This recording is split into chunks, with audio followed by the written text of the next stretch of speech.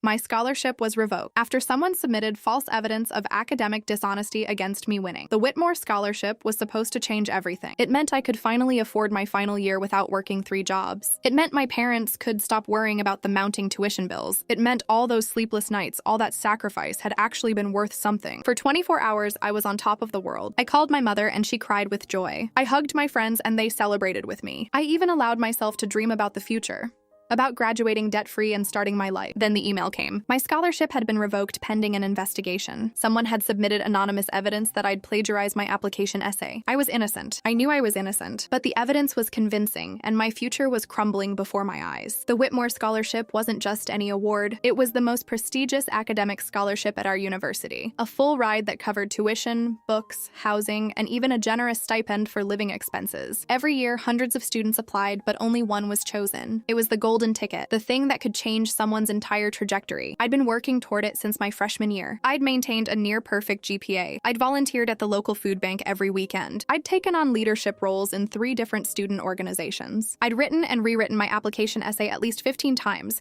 each draft more polished than the last. I'd poured my heart into those pages, sharing my story of growing up in a household where college had never been guaranteed, where every textbook was a luxury, where my mother worked double shifts just to keep food on the table. When I got the email that I'd been selected, I screamed so loud my roommate came running from the bathroom, toothbrush still in her mouth. We jumped up and down together, laughing and crying. I called my mother immediately, and I could hear the tears in her voice as she told me how proud she was. The next day, I was floating on air. I walked across campus with a lightness in my step that I hadn't felt in years. My friends congratulated me, my professors praised me, and strangers I'd never met stopped me to say they'd heard the news and were thrilled for me. It was the best day of my life, but a scholarship like that doesn't come without competition. I knew that. I'd known that from the moment I started the application process. There were other students who'd worked just as hard, who'd sacrificed just as much, who'd dreamed just as big. I'd tried not to think about them, tried not to let guilt overshadow my joy. I told myself I'd earned this, that my hard work had paid off, that I deserved to be happy. Then I met the runner-up. Her name was Vanessa, and she was everything I wasn't. She came from a wealthy family, the kind that donated buildings to the university. She'd never had to worry about tuition or textbooks or whether her mother could afford groceries, but she was also brilliant, fiercely ambitious, and clearly devastated by the outcome. I saw her at the library the day after the announcement. She was sitting alone, hunched over a stack of books, her face buried in her hands. I recognized her from the scholarship interview, the girl who'd been called right before me. I'd seen the way her shoulders sagged when the committee announced my name. I'd seen the brief flash of something dark in her eyes before she'd composed herself. I hesitated, then approached her. "Hey," I said softly. "Are you okay?" She looked up, her eyes red-rimmed. For a moment, I thought I saw gratitude in her expression. Then it hardened into something else. Something cold and distant. "Congratulations," she said, her voice flat. "You must be so happy." I know this is hard," I said carefully. "I'm sure you worked really hard too." She laughed, but there was no humor in it. "Don't pretend to feel sorry for me. You got what you wanted. Enjoy it while it lasts." She gathered her books and walked away, leaving me standing there with a strange knot in my stomach. I told myself she was just upset, that she'd come around eventually. I told myself it wasn't my fault that I'd won, but her words lingered in my mind, a dark cloud on an otherwise perfect day. The next few weeks were a blur of celebration and planning. I met with the scholarship committee to finalize my paperwork. I registered for classes I'd never been able to afford before. I even started looking at apartments off campus, dreaming of having my own space for the first time. Everything was falling into place. Then the email arrived. It came on a Thursday afternoon, right in the middle of my history seminar. My phone buzzed in my pocket, and I glanced at the screen, expecting a routine message. Instead, I saw the subject line: "Urgent, Whitmore Scholarship Status Change." My heart dropped. I excused myself from class and stepped into the hallway, my hands trembling as I opened the email. "Dear Mr. Last name, we are writing to inform you that your selection for the Whitmore Scholarship is currently under review. The committee has received anonymous documentation suggesting that portions of your application essay may not be your original work. Pending the completion of our investigation, your scholarship has been temporarily revoked. You will be notified of our final decision within 14 business days. Please note that if the allegations are substantiated, you may also face disciplinary action from the university's Academic Integrity Board. We understand this is a difficult situation and encourage you to contact our office if you have any questions." I read the email once, then twice, then a third time, waiting for the words to change, for some hidden meaning to reveal itself, but they didn't. My scholarship, the thing I'd worked for my entire college career, was gone, and someone had accused me of cheating.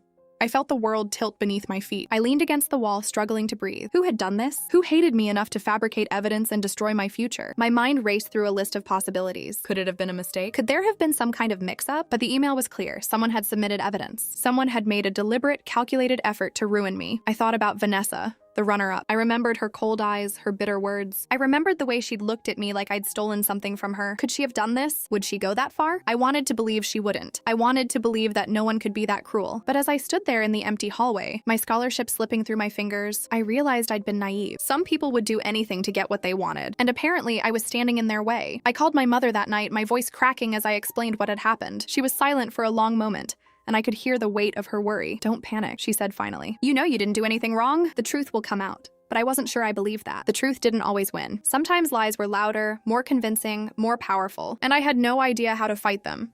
The investigation loomed ahead of me like a shadow. I had to prepare, had to gather evidence of my innocence, but I didn't even know what I was fighting against. The evidence was anonymous. I had no idea what they'd submitted or how to refute it. I was alone, terrified, and running out of time. The days that followed were a nightmare. I couldn't sleep, couldn't eat, couldn't focus on anything except the looming investigation. Every time my phone buzzed, I jumped. Every time I saw an email from the university, my heart stopped. I was living in a state of constant dread. I started by requesting a copy of the evidence against me. The scholarship committee was reluctant, citing the anonymous nature of the submission, but I insisted. I had the right to defend myself, and I couldn't do that without knowing what I was up against. The evidence arrived in a thick envelope 3 days later. I opened it with trembling hands, my stomach churning. Inside was a printed document, a side-by-side comparison of my essay and a paper published online by another student at a different university. The similarities were striking, almost identical in places, but I'd never seen this paper in my life. I'd never heard of the other student. It wasn't plagiarism. It was a setup. I searched frantically for proof. I dug through my old drafts, my notes, my research. I had saved every version of my essay, each one showing my work as it developed over months. I found timestamps, edits, comments from professors who'd reviewed my drafts. It was a mountain of evidence, but would it be enough? The scholarship committee scheduled a hearing. I was to appear before them and present my case. I spent every waking moment preparing, going over my drafts, compiling my research, rehearsing my statement. I was terrified but determined. I wasn't going to let someone destroy my future without a fight. The night before the hearing, my roommate Casey found me hunched over my laptop at 2 in the morning, tears streaming down my face. "Hey," she said softly, sitting beside me. "You're going to be okay. You know the truth. They'll see it too." "I don't know," I whispered. "What if they don't believe me? What if the evidence is too convincing? What if they think I'm lying? Then we'll figure something else out," she said firmly. "But you're not giving up before you've even tried. You've worked too hard for this." I leaned into her hug, drawing comfort from her unwavering support. I wasn't alone in this. I had friends who believed in me. I had my family. I had the truth. That had to count for something. The hearing was held in a small conference room in the administration building. I sat at a long table facing 3 committee members, a professor from the English department, a representative from the scholarship board, and the Dean of Academic Affairs. They were all businesslike, their expressions neutral. I could feel their eyes on me, judging me, weighing my words. I presented my case calmly and clearly. I walked them through the evolution of my essay, showing them each draft, explaining my process. I showed them the timestamps, the professor feedback, the countless hours I'd spent perfecting every sentence. I explained that I'd never seen the online paper I was accused of plagiarizing. I asked them to consider the possibility that someone had framed me. The committee listened without interrupting. When I finished, the dean leaned forward. "You're claiming someone deliberately set you up. Do you have any idea who that might be?" I hesitated. I didn't want to make accusations without evidence, but I also knew I couldn't stay silent. "There was someone," I said carefully. "The runner-up for the scholarship. She was upset when I won. She made some comments that I thought were just jealousy, but now I'm not so sure." The committee exchanged glances. "We'll look into it," the dean said. "But unless you can provide concrete proof, we can't act on suspicion alone." I left the hearing feeling hollow. I'd done everything I could, but I didn't know if it was enough. The waiting game began again. A week later, I got a call from the dean's office. My stomach dropped as I answered, bracing myself for the worst. "We've reviewed the evidence," the dean said, her voice neutral. "And we've made a decision." I held my breath. "We've concluded that there isn't sufficient evidence to support the plagiarism claim," she continued. "Your scholarship has been reinstated." I collapsed onto my bed, tears of relief streaming down my face. It was over. I was free. But then the dean said something that made my blood run cold. "There's one more thing. The anonymous submission has been traced. It was sent from the runner-up's email address. Vanessa. She'd done it. She'd deliberately framed me." "I want to press charges," I said, my voice shaking with anger.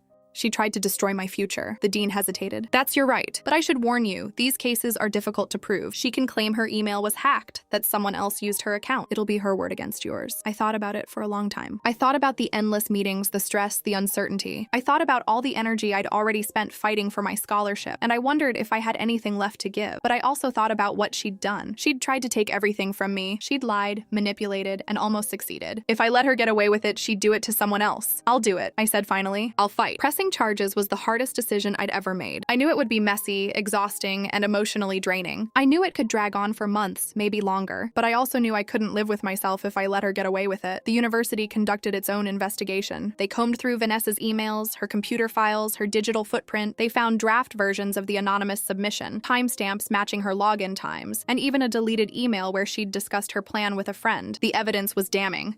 The Academic Integrity Board convened to hear the case against Vanessa. I was called to testify, and I stood in that same conference room facing the same committee members. This time, I wasn't the one on trial. I was the one seeking justice. Vanessa was there too, sitting across from me. She looked different, smaller somehow. The confidence I'd seen in her was gone, replaced by a hollow, haunted expression. She didn't meet my eyes. The evidence was presented. The investigation team detailed every piece of information they'd uncovered: the fabricated document, the anonymous email, the trail of digital breadcrumbs leading straight back to her. It was meticulous, thorough, and damning. When they asked her to respond, Vanessa's voice was barely a whisper. "I don't know what to say," she admitted, tears streaming down her face. I was desperate. I'd worked so hard, and when I lost, I couldn't handle it. I thought I deserved it more. I thought if I could just make her look bad, I'd get a second chance. I was wrong. I know I was wrong. I'm so sorry. The committee members exchanged glances. The dean addressed Vanessa directly. "This is a serious violation of academic integrity. You submitted false evidence, attempted to defame another student, and nearly cost her scholarship. Do you understand the gravity of what you've done?" "Yes," Vanessa whispered. "I do. Are you willing to face the consequences?" Vanessa nodded, her shoulders shaking with silent sobs. "Whatever you decide, I'll accept it. I deserve it." I watched her break down, and despite everything, I felt a flicker of pity. She'd made a terrible choice,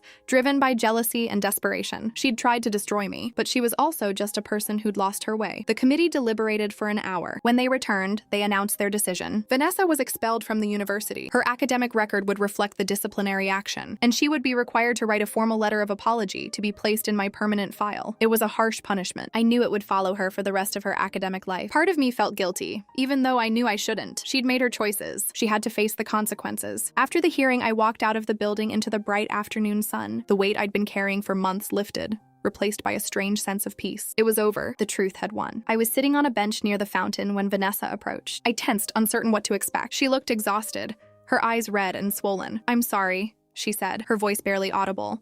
"I know that doesn't mean much now, but I am. I was so consumed by jealousy that I couldn't see what I was doing. I hurt you, and I can never take that back." I nodded slowly. "You did hurt me. You almost destroyed everything I'd worked for." "I know." She wiped her eyes. "I don't expect you to forgive me. I just wanted you to know that I understand now. I see how wrong I was, and I'm going to spend a long time making sure I never become that person again." I didn't know what to say. I wanted to be angry, to hold on to the resentment, but holding on to that anger would only hurt me in the end. "Good luck," I said finally. "I hope you find a better way." She gave me a sad smile and walked away. I watched her go, feeling a complicated mix of emotions: relief, closure, and a small measure of compassion. The next week, the Whitmore Scholarship was officially reinstated. The notification came with a personal apology from the committee, assuring me that my academic record was clean and my reputation intact. I was finally free to focus on what really mattered. I spent the rest of the semester throwing myself into my studies, determined to make the most of the opportunity I'd fought so hard to keep. My grades soared. My professors praised my work, and slowly the joy I'd felt when I'd first won the scholarship started to return. Looking back, I realized the experience had changed me. I'd learned that not everyone would celebrate my successes, that some people would try to tear me down. I'd learned that the truth wasn't always enough, that I had to fight for it. I'd learned that forgiveness was complicated, but that holding on to anger only poisoned my own heart. On graduation day, I walked across the stage with my head held high. My mother was in the audience, tears streaming down her face. My friends cheered from the crowd. I'd made it. Against all odds, I'd made it. The scholarship had given me the financial freedom to pursue my dreams, but the fight for it had given me something even more valuable: the knowledge that I was strong enough to face any challenge, no matter how impossible it seemed. I didn't know where the future would take me, but I knew one thing for sure: I'd never let anyone else define my worth again.